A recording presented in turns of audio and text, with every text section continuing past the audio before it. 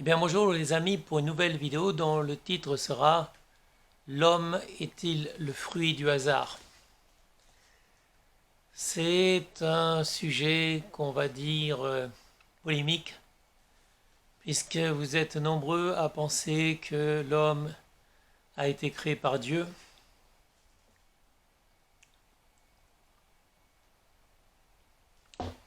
et que par conséquent si l'homme est le fruit de Dieu, il ne peut s'agir en aucun cas de hasard. Mon, mon idée sur la question est effectivement qu'il n'y a pas de Dieu. Cela dit, vous êtes libre de croire en ce que vous voulez, hein. Comme je l'ai déjà dit dans plusieurs de mes vidéos, nos ancêtres, certains de nos ancêtres croyaient en plusieurs dieux.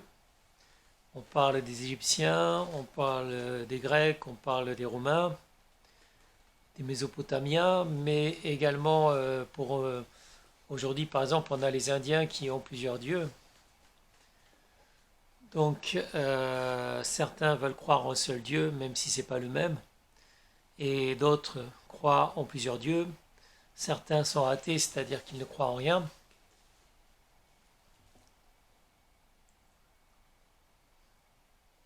Mon opinion, elle, est basée sur la science. La science nous a montré que l'homme était le fruit de l'évolution. L'homme, à une époque, vivait dans l'eau. Il n'est pas né comme ça, tout fait, tout prêt, sorti de nulle part, sorti d'un jardin des délices. Il est né suite donc à le développement de, comment dire, au départ c'était des bactéries, donc qui ont donné la source de vie à plusieurs plantes, plusieurs petits animaux, plusieurs petits insectes. Puis certains animaux se sont développés et donc il y a eu à un moment donné un poisson qui serait, d'après les scientifiques, l'ancêtre de l'homme. Et puisqu'ils ont apporté suffisamment de preuves, je ne vois pas pourquoi je contesterai l'évolution donnée par les scientifiques. Donc si on se base sur les scientifiques, l'homme serait le fruit de l'évolution d'animaux, donc de cellules d'abord, de bactéries, puis d'animaux, et nous évoluons toujours, comme je l'ai dit dans d'autres vidéos. On a perdu beaucoup des poils qu'on avait il y a plusieurs siècles. On a gagné au niveau de la taille. Et on n'a pas cessé d'évoluer. Et on ne cessera pas d'évoluer, je suppose, jusqu'à la fin de notre espèce, la fin de l'espèce humaine. Mais le titre, c'était L'homme est-il le fruit d'une erreur? Pourquoi? Parce que je ne pense pas, comme j'ai dit, rien ne m'indique qu'il y ait une volonté de créer l'homme, comme rien n'indique qu'il y ait une volonté de créer le chat, le chien, le serpent, le dinosaure, les mammouths, tous les animaux qu'il y a eu sur notre planète, dont beaucoup se sont éteints. Donc on sait qu'il y a eu des espèces végétales, animales, qui ont disparu de la planète. Et depuis, enfin, chaque année, on va dire, certaines espèces disparaissent. Ça peut être par exemple des espèces de plantes, des espèces de fruits, mais aussi des animaux.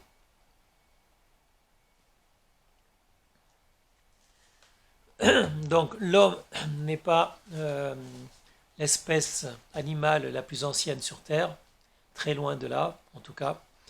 Et il est possible que d'autres espèces animales comme les fourmis ou les cafards ou les rats qui ont vécu avant nous vivent longtemps après nous. Disons qu'aujourd'hui, à notre époque, l'homme est l'espèce dominante de la planète Terre et on suppose que cela peut durer encore longtemps.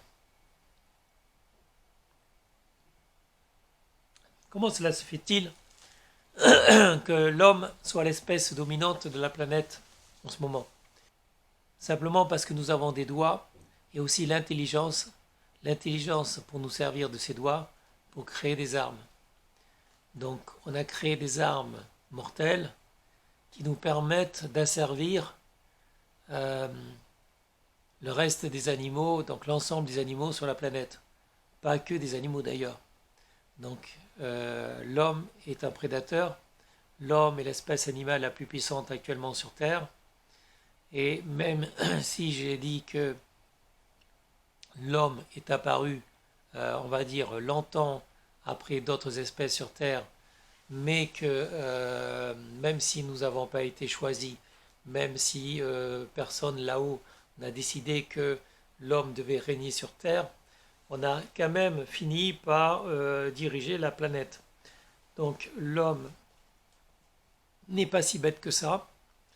L'homme a su développer énormément de choses donc, pour acquérir la puissance et exploiter toute la planète. Mais cela n'empêche pas que nous n'avons pas été choisis. Comme je l'ai dit, c'est simplement l'évolution en fait. L'évolution qui a fait que l'homme est devenu ce qu'il est aujourd'hui et que l'homme peut évoluer encore pour devenir beaucoup plus que ce qu'il est actuellement. Donc l'évolution n'a pas fini, n'est pas terminée. On peut arriver sans doute dans les années qui viennent ou peut-être les siècles qui viennent si on sera toujours là à évoluer encore, à développer nos capacités. Par exemple, la possibilité à notre esprit de déplacer des objets, donc on appelle ça la télékinésie. Les transmissions de pensée, par exemple, ça s'appelle la télépathie. Donc, comme disait Einstein, on utilise que l'homme le plus intelligent utilise que 9 ou 10% de son cerveau. Et s'il utilisait, je ne sais pas, 90% de son cerveau, il pourrait faire des choses incroyables qu'on va dire, qu'on peut qualifier même de magiques. Donc d'ailleurs, l'homme qui est aujourd'hui avec son téléphone portable, s'il venait, s'il pouvait voyager dans le passé et arriver dans les années 30 ou dans les années 60, en fait, avec simplement un téléphone portable, on le prendrait pour quelqu'un qui fait de la magie. Donc, comme je disais, l'homme ne cesse pas d'évoluer, l'homme ne cesse pas d'inventer, mais cela n'empêche pas que nous sommes le fruit d'une évolution. Et peut-être même, on va dire, le fruit d'une erreur, puisque personne, aucun animal, aucun être humain non plus, n'a été choisi, n'a été développé exprès dans un but précis. L'univers d'ailleurs serait né d'une simple erreur. L'univers n'a pas été créé par quelqu'un et on va dire si imaginons qu'un Dieu existe, Dieu s'il existait il aurait été créé par qui? Et on sait que l'univers a un début, on sait que l'univers a une fin. S'il y avait, je ne sais pas moi, un paradis ou un enfer, quand l'univers serait terminé, quand l'univers mourra, parce que l'univers va mourir un jour, ça c'est certain, quand l'univers va mourir, qu'est-ce qui se passe du paradis, l'enfer? Où iront, on va dire, les âmes qui sont dans le paradis, dans l'enfer, puisque l'univers un jour prendra fin et il n'existera plus rien dans le monde. Dans le monde, c'est-à-dire pas que sur Terre, pas que dans notre système solaire, pas que dans notre univers, mais dans tous les univers.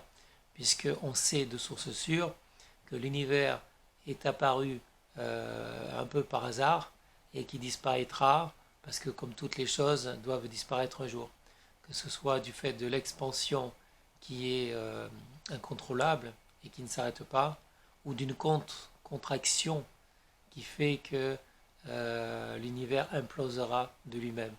Alors, exploser ou imploser, de toute façon, l'univers, on va dire qu'il court à sa perte.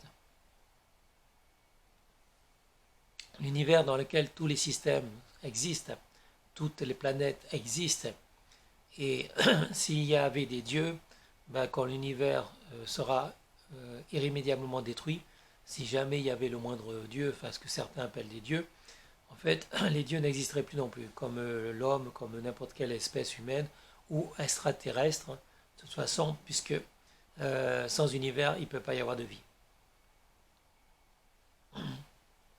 Donc je disais que l'univers est, comment dire, une erreur. L'univers s'est créé tout seul par erreur. L'univers va se détruire tout seul, non plus, pas forcément par erreur, mais comme toute chose est vouée à une fin. Donc on pourrait parler de l'immortalité. Certains pensent que moi-même je pensais qu'on pouvait tendre vers l'immortalité. Quand j'étais jeune, en fait, comme la plupart des jeunes, on imagine qu'on est immortel. Et quand j'avais 12-13 ans, moi, mes copains, on pensait tous que, par exemple, dans l'an 2000, les voitures voleraient et la science aurait découvert les remèdes, les secrets pour devenir immortel et vivre à jamais en bonne santé. Malheureusement, l'an 2000 est passé depuis longtemps.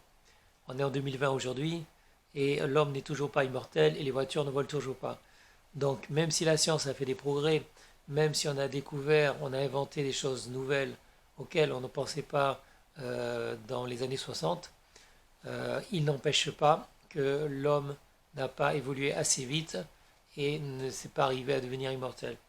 Et même si on arrivait à devenir immortel, une fois que l'univers sera complètement détruit, il n'y aura plus de place non plus aussi bien pour l'homme, comme je l'ai dit, que pour des dieux ou pour des animaux, des insectes ou des plantes. Donc la question était, la question que je me suis posée, c'était est-ce que l'homme est le fruit d'une erreur? On peut penser, et j'aime bien penser, que nous avons une place, nous avons tous une place, un destin. Cela dit, c'est comment dire, on fait comme les gamins en fait. On se rassure soi-même. On se rassure soi-même en imaginant que on a été choisi, qu'on a un plan, qu'il y a un plan pour nous, qu'on a un destin, etc.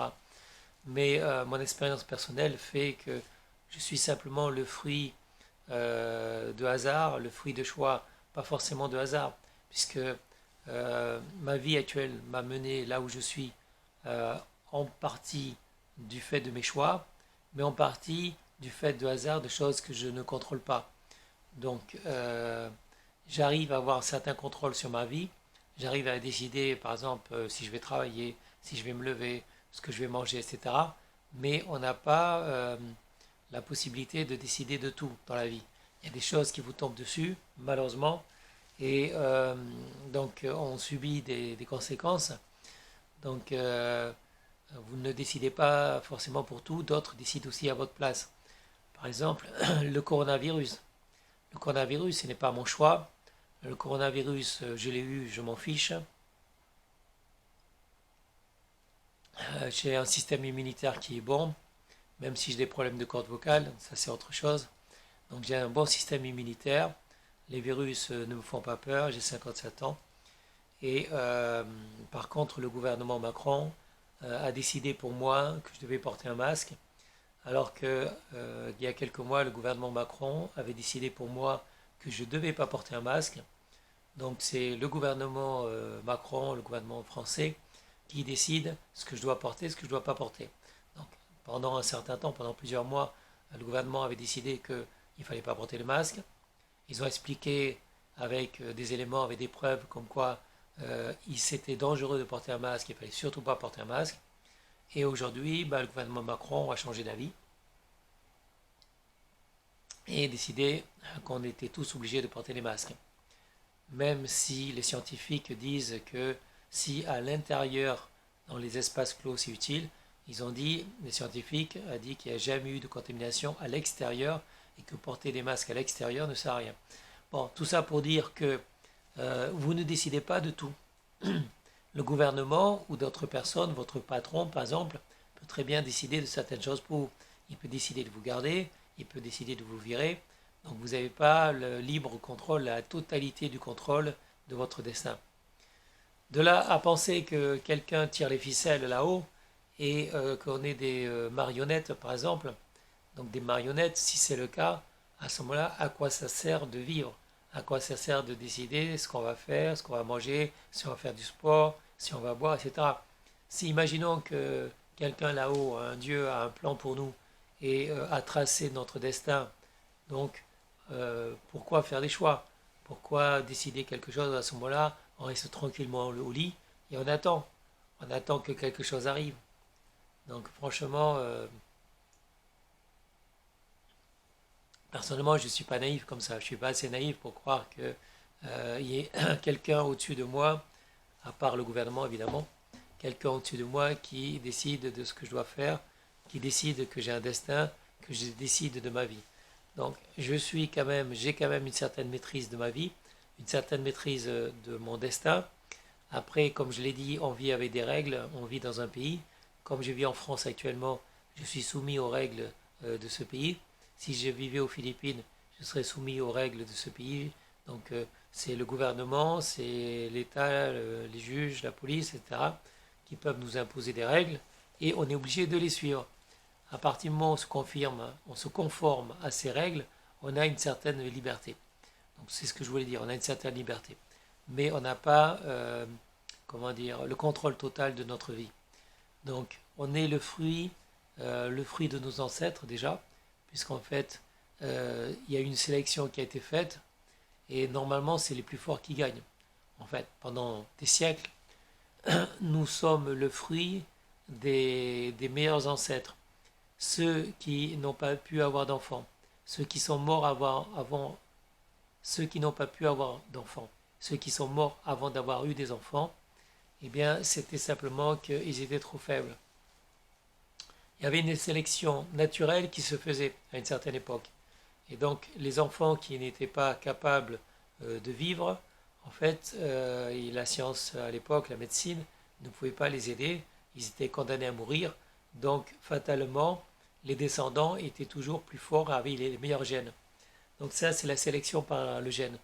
On ne peut pas appeler ça du hasard. Hein. On ne peut pas appeler ça du hasard. C'est simplement une sélection naturelle qui est faite en fonction des meilleurs gènes. Puisque par exemple, une femme, quand elle est jolie, quand elle est belle, elle est attirante, elle va attirer les hommes. Donc elle va pouvoir être enceinte et pouvoir avoir des enfants. Une femme qui n'est pas jolie, qui n'attire pas les hommes, qui risque de ne jamais être enceinte, n'aura jamais d'enfants.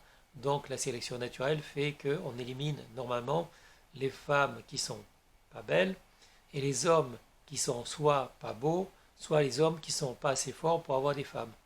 À partir du moment où un homme a pu avoir une femme, par exemple à une certaine époque, parce qu'il était le plus fort ou parce qu'il était le plus beau éventuellement, ou alors actuellement c'est peut-être le plus riche.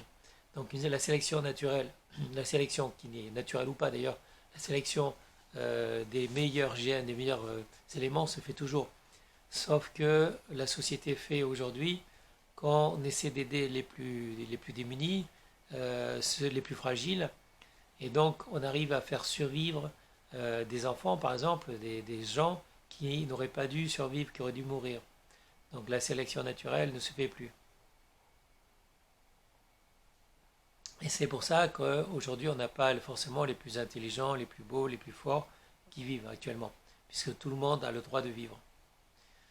Donc, comme je disais, l'homme, si au départ l'homme en fait était le fruit plus ou moins d'une erreur, en tout cas, comme l'univers est apparu subitement, l'homme est apparu petit à petit, mais bon, on va dire subitement aussi, puisque même s'il a évolué, à un moment donné, il y a quelque chose qui se rapprochait le plus possible de l'homme, même si c'était des poissons qui vivent dans l'eau. À un moment donné, ils ont quitté la mer, ils ont commencé à marcher, ils ressemblaient à un moment donné à des singes, et puis contrairement aux singes qui se déplacent sur quatre pattes, l'homme a très vite, donc s'est très vite déplacé sur deux pattes, et il y a eu une différence de ce côté-là entre les humains et puis les singes qui sont restés des singes. Voilà. Donc, pour moi, l'homme est toujours le fruit d'une évolution et éventuellement le fruit d'une erreur. L'humanité, l'univers en tout cas, l'univers, on sait que l'humanité dépend de l'univers. L'univers est né à un moment donné et a permis la vie à plein de planètes, donc a permis de créer la vie sur des planètes. À un moment donné, a permis de créer la vie sur la planète Terre également. Et le jour où l'univers implosera ou explosera, à ce moment-là, il n'y aura plus rien. Donc on oubliera l'homme, on oubliera ce que je suis en train de faire les vidéos évidemment, on oubliera les livres. Il n'y aura plus rien, plus personne en fait pour lire, pour voir quelque chose. Et ça sera la fin de tout. En fait. Voilà, mais libre de croire en ce que vous voulez. Bon, c'était simplement des faits. Je vous annonçais des faits, je vous annonçais des idées. Donc je suis toujours partant pour débattre. Donc quand il y a des théories, quand il y a des concepts, tout ça, j'aime bien en parler. Après, moi je suis ouvert. Je suis ouvert à tout, je suis ouvert aux idées. Mais si vous voulez me parler par exemple de Dieu, apportez-moi des preuves. Donc pour l'instant, comme j'ai déjà dit à certaines personnes, j'ai jamais vu Dieu, je ne l'ai pas entendu, je ne l'ai pas vu, et jamais personne n'a pu apporter la preuve qu'il existait. Personne n'a pu apporter la preuve qu'il y avait un Dieu, quel qu'il soit, donc ni d'un côté ni de l'autre. Donc, comme disait, je ne sais plus qui, tout ce qui peut être annoncé, c'était un philosophe grec, tout ce qui peut être annoncé sans preuve, tout ce qui est annoncé sans preuve peut être détruit sans preuve. Donc si vous m'annoncez quelque chose sans m'apporter la moindre preuve, je peux le réfuter sans en apporter la moindre preuve aussi. Donc avant d'annoncer quelque chose, essayez d'apporter les preuves. Et voilà, donc moi je suis toujours ouvert pour discuter des concepts, de la théorie, tout ça. Après, ceux qui affirment quelque chose, bah, c'est bien d'en apporter la preuve. Et si vous êtes incapable d'apporter la preuve, vous dites c'est une théorie. Ok, moi j'ai une théorie, je crois par exemple en Dieu. Moi je pense qu'il y a un paradis quelque part, je ne sais pas où. Peut-être du côté de Jupiter, peut-être du côté de Neptune. En fait, on n'a pas exploré tout l'univers. Donc peut-être qu'il existe un paradis, mais très très loin dans une galaxie. Euh, Qu'est-ce que ça peut être le paradis? Je ne sais pas. Peut-être une super planète, on va dire, avec des choses super à manger, à boire et tout ça. Et peut-être des créatures extraterrestres super belles. Donc je suis ouvert à l'idée que sur une galaxie, il peut y avoir une planète qui reste super belle, super canon. Franchement, moi je dis oui. Après, l'enfer, pourquoi pas? Il peut y avoir une planète dans l'univers qui ressemble à un enfer, c'est-à-dire une planète, on va dire, trop chaude, avec des volcans, la fournaise, où on se sent pas bien, on respire mal, où on souffre beaucoup, quoi. Une planète où on n'a pas envie de vivre, en fait. Donc peut-être que dans l'univers, il existe une planète qui ressemble à un paradis, une planète qui ressemble à un enfer. Sinon, je ne vois pas où vous placez votre paradis, votre enfer. Mais comme on le sait, on n'a pas encore exploré tout l'univers. Donc l'univers peut nous réserver des surprises. Et en attendant, on a déjà exploré le ciel. On n'a rien vu sur le ciel. On a exploré donc une partie de notre système solaire. On n'a rien vu sur le système solaire. Personne ne nous a empêché d'explorer. Enfin, quand je dis nous, je parle de l'homme. Personne, aucun être n'a empêché l'homme d'explorer une partie de l'univers, une partie en tout cas de notre système solaire, et on s'est aperçu qu'il n'y avait rien. À part des planètes, effectivement, des astéroïdes, des poches de gaz et du vide. Donc voilà, bon, merci pour ceux qui ont affirmé pendant des siècles qu'il y avait quelqu'un là-haut. Mais ce monsieur qui était là-haut, peut-être qu'il n'y est plus depuis longtemps, peut-être qu'il existait il y a plusieurs siècles. Et voilà, on ne sait pas, on ne le saura jamais, parce qu'on ne l'a jamais vu, personne ne l'a entendu en tout cas, personne ne l'a vu, et il n'y a aucune preuve qu'il ait jamais vécu. Donc même s'il y aurait eu quelqu'un avec un certain pouvoir, ça peut être des extraterrestres. Il est possible que des extraterrestres soient venus sur Terre, il est possible que des extraterrestres aient été pris pour des dieux, ça je ne nie pas. Je ne nie pas, et il y a certains éléments qui montreraient effectivement que cette théorie soit la bonne. C'est-à-dire que des extraterrestres nous surveilleraient et de temps en temps feraient le voyage jusqu'à chez nous pour nous rendre visite, plus ou moins en se cachant. Et il est possible effectivement que que certains humains aient vu ces extraterrestres, ou en tout cas en aient vu un, et les pris pour un dieu. D'ailleurs, si j'ai le pouvoir de revenir dans le passé et me propulser il y a quelques siècles avec certains gadgets avec moi, téléphone, arme à feu, tout ça, on me prendrait pour un dieu, c'est clair. Donc moi aussi, je peux faire passer pour un dieu, soit en venant dans le passé avec des êtres qui sont moins évolués que nous, soit en allant sur une peuplade de la Terre. Je vais par exemple sur une île déserte, une peuplade sur la Terre où les gens sont moins instruits et avec des gadgets, avec des armes, avec des outils qui me feraient passer pour un dieu. D'ailleurs, les animaux eux-mêmes, quand ils nous voient, nous les êtres humains, ils nous prennent peut-être pour des dieux. Donc on va dire qu'il y a toujours un dieu pour quelqu'un. Donc moi je peux être le dieu des fourmis, je peux être le dieu des animaux, de certains animaux. Et voilà, donc il y a toujours la possibilité qu'on soit au-dessus de quelque chose et en dessous de quelque chose. Si on a des extraterrestres au-dessus qui nous regardent actuellement, déjà je leur dis bonjour, bonjour mes amis. Et si vous êtes extraterrestre et que vous êtes plus évolué que nous, donc je disais que si vous extraterrestres regardez mes vidéos et que vous êtes plus évolué que moi, eh bien je vous invite à prendre contact avec moi. Déjà à vous abonner également. Essayez de regarder mes vidéos, merci. Donc merci à tous les extraterrestres qui me suivent. Ça me fait plaisir d'être vu en dehors de la Terre.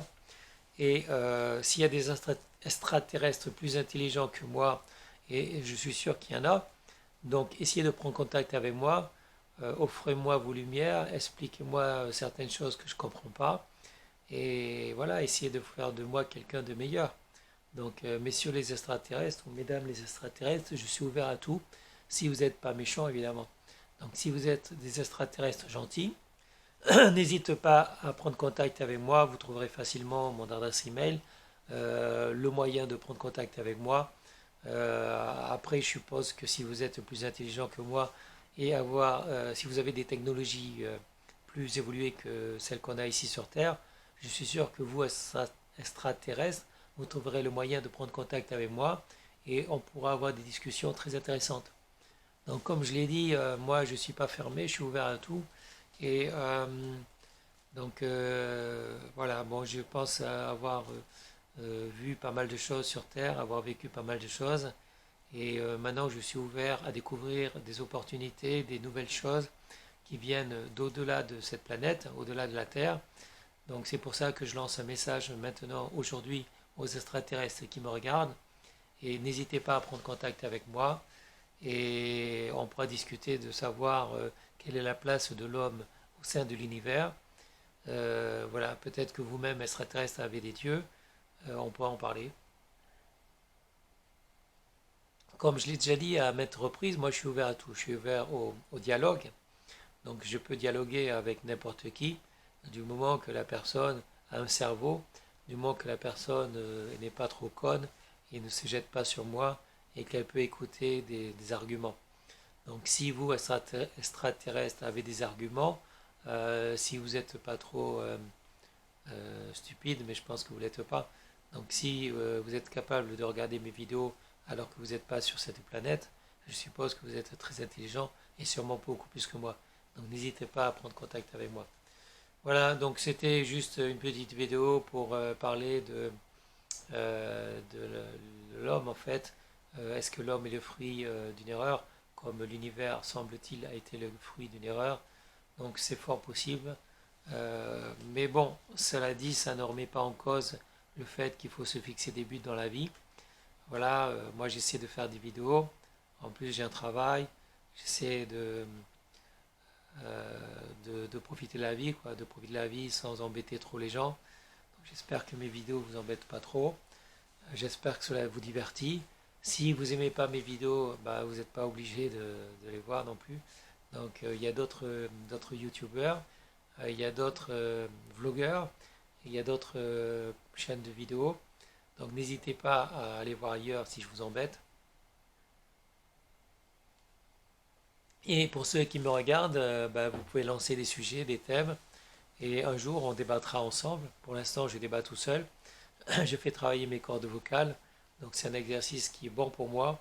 C'est pour ça que de temps en temps, je publie des vidéos. J'en publie assez souvent en ce moment pour essayer de placer ma voix. Essayer, comme je vous l'ai dit, de faire travailler mes cordes vocales. Sur ce, mes amis, que vous soyez sur Terre ou ailleurs, je vous souhaite à tous une bonne journée. Et je vous dis merci et au revoir et à bientôt pour une nouvelle vidéo. À mes amis terriens et mes amis qui viennent de loin, qui viennent d'une autre planète, Merci à tous, quelle que soit votre couleur de peau, que vous soyez jaune, noir, vert ou bleu ou rouge. L'important n'est pas ce qu'il y a sur la couleur de la peau, n'est pas ce qu'il y a sur la peau, mais ce qu'il y a dans votre cerveau, si vous avez un cerveau évidemment, mais si vous avez un cœur aussi.